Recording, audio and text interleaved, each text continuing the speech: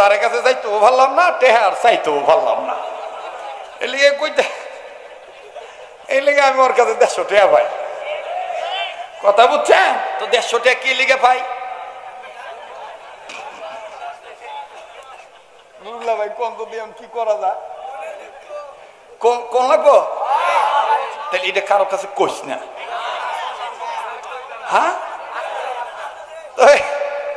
এইবার যখন কইল যে অলি আল্লাহর শান নিয়ে আসতেছে মমতাজ বেগম, তো গেছি আন্দুরটিক দেখলাম দুয়া ছাড়তে আছে হমানে। তো এইবার মমতাজ উঠলো, এই সময় তো অনেক কালো আসছিল, পরে না শেখ হাসিনার নজরে দলা হইছে।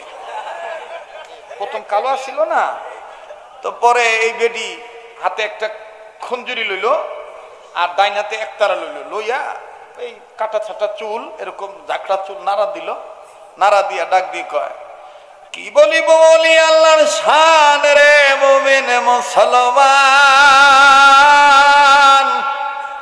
ওরে ঘুম দিয়া কাটাইলি সময় তুই কেমন মুসলমান, তুই কেমন মুসলমান, তুই কেমন মুসলমান। কইয়াই ফট করে ডাক দিয়ে কয়, আকাশটা কাঁপছিল কেন, জমিনটা নাচছিল কেন, বড় ফিরে ঘামছিল কেন, যেই দিন গান গাইছিল খাজায় সেই দিন।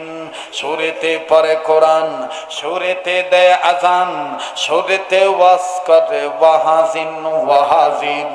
সূর্যে হারাম কহায় সে তো মুমিন নয়, সূর্যে হারাম কহায় সে তো মুমিন নয়, সে এই দুনিয়ায় কহমিন।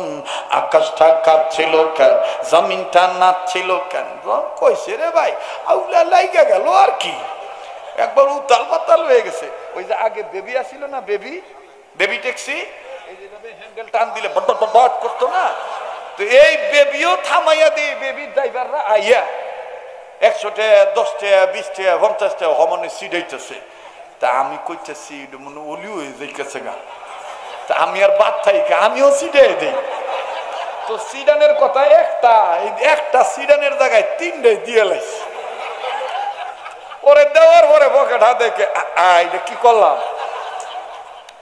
এরপরে আর মমতাজের ধারে কাছে যাইতেও পারলাম না, টেহার চাইতেও পারলাম না। এই লিগে কইতে, এই লিগে আমি ওর কাছে 150 টাকা পাই। কথা বুঝছেন? দেখ দিয়ে দিব না, দিয়ে দিব। কি দাম লাগবে? হ্যাঁ না না না না, উপরে পিটাইব দুটো, আজান দিতে হইব, তাইলে নামাজি হবি তো? হ্যাঁ হ্যাঁ, তাইলে নামাজি হইব, আবার আজানও দেওয়া লাগবো। আচ্ছা, আজান খালি শুধু এক প্রকার না, সুন্নতিটাও দিতে হইব।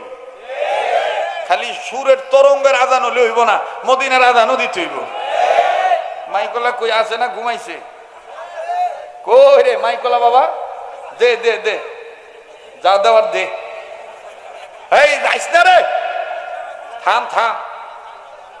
হ্যাঁ, আবার একটু তকবীর দেন তো, নারায়ে তাকবীর। না ভাই, আরো পাতলা হবে, স্মার্ট হবে। রেডিও খুললে যেটার পাগল আর কি, বাংলাদেশের মানুষরা আজানের পাখি ছিলেন আমার ওস্তাদ কারি মাওলানা মোহাম্মদ উবাইদুল্লাহ রহমতুল্লাহ, চমৎকার কণ্ঠে বলেন। এখন তো মোটামুটি অনেকদিন কথা বলি, আগের মতন আর সুর দিয়ে আজান দিতে পারি না, তারপর চেষ্টা করি, দেখি হয় কিনা ইনশাআল্লাহ। রেডিও খুললে মায়াবী কণ্ঠে চমৎকার সুর দিয়ে বলে, আল্লাহু আকবার, আল্লাহু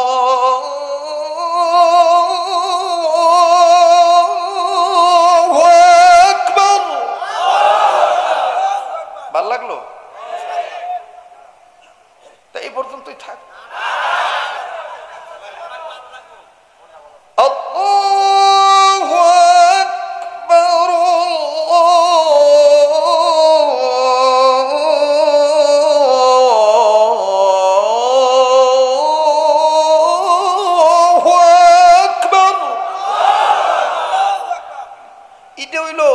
তরঙ্গের আজান।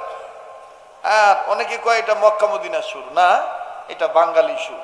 মদিনাতে আরব আমিরাতে যখন আজান দেয়, মসজিদ ছোট হোক আর বড় হোক, সকল মসজিদ হইতে মুয়াজ্জিনদের কণ্ঠে নরম সুরে প্রেমের আওয়াজটা আসে। বলবো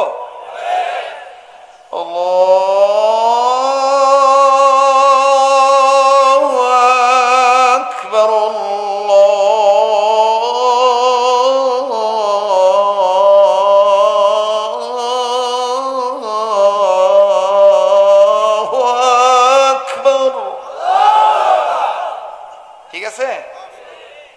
আসেন সুন্নতি আজান কোনটা?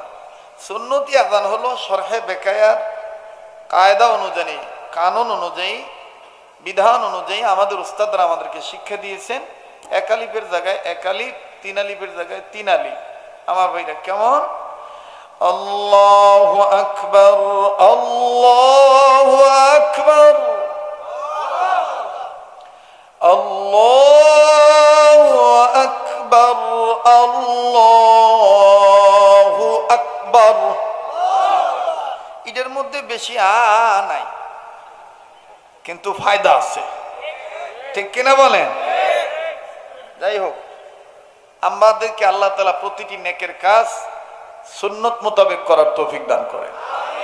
বাস ভাইরা আমার, আমার বন্ধুগণ, তাইলে আমরা সকল ক্ষেত্রে গোলামি করব কার? আল্লাহর গোলামি করব। যে যেখানে আছেন ওখানে দাঁড়িয়ে থেকে দোয়ায় শরীক হয়ে আপনাদের উসিলায় আল্লাহ আমাদের দোয়া কবুল করতে পারে। ভাইও প্লিজ দোয়া না করে কেউ যাবেন না। যাওয়ার সময় মুনাজাতের পরে আমার হাতের লিখিত একটা কিতাব নিয়ে যাবেন, জান্নাতি নারীর বৈশিষ্ট্য। নারী ভালো হইলে বাড়ি ভালো হয়ে যায়, কথা কোন ঠিক কিনা? আমার ভাইরা, ঘরটা কিভাবে আলোকিত হবে, ঘরের সন্তান কি করে সুসন্তান হবে, একটা কিতাব আপনি নিয়ে যাবেন, জান্নাতি নারীর বৈশিষ্ট্য। এই বইটার দ্বিতীয় পৃষ্ঠায় আমার নামের নিচে মোবাইল নাম্বার দেওয়া আছে। আমার বন্ধুগণ, হাদিয়া মাত্র 100 টাকা। আপনার এই 100 টাকায় আমার বহু কল্যাণমুখী কাজ হয়। একটা কিতাব আপনি নিয়ে যাবেন ইনশাআল্লাহ। ভাই হয়ে বোনের জন্য, সন্তান হয়ে মায়ের জন্য, স্বামী হয়ে বিবির জন্য, বন্ধু হয়ে বন্ধুদের বাড়িতে এই কিতাবটা হাদিয়া দিবেন। আল্লাহ তাআলা আমাদের সবাইকে কবুল করেন, বলেন আমিন। মোনাজাতের পরে আপনারা নিয়ে যাবেন ইনশাআল্লাহ। জি ভাই, তাড়াতাড়ি। জি, সম্মানিত উপস্থিতি, অসংখ্য ধন্যবাদ আপনাদেরকে। দীর্ঘক্ষণ ধরে আলোচনা শুনছিলেন, আমাদের সাহেব অনেক সুন্দর আলোচনা করছিলেন। যদি অনেক রাত হয়ে গেছে, আমরা ফজরের নামাজ আদায় করবো ইনশাআল্লাহ। হযরত মাওলানা আব্দুল খালেক শরীফুল্লাহ সাহেবকে অসংখ্য ধন্যবাদ, দীর্ঘক্ষণ ধরে আমাদেরকে মনোমুগ্ধকর আলোচনার মধ্যে বেঁধে রেখেছিলেন। এই জন্য আমরা এখানে, আপনারা দেখছেন যদিও কষ্ট হয়েছে, বাইরে অনেকের কষ্ট হয়েছে, আমাকে বারবার ফোন দিচ্ছিলেন বাইরে থেকে। আর খালেদা জিয়া বলেছিল যে জোড়াতালি দিয়ে পদ্মা সেতু বানাচ্ছে, কারণ বিভিন্ন স্পানগুলি যে বসাচ্ছে, তো ওটা ছিল তার কাছে জোড়াতালি দেওয়া। তো বলছিল জোড়াতালি দিয়ে পদ্মা সেতু বানাচ্ছে, ওখানে চলা যাবে না, চলে ভেঙে পড়বে। তো তাদেরকে কি করা উচিত? পদ্মা সেতুতে নিয়ে পদ্মা নদীতে টুস করে ফেলে দেওয়া উচিত, টুস করে ফেলে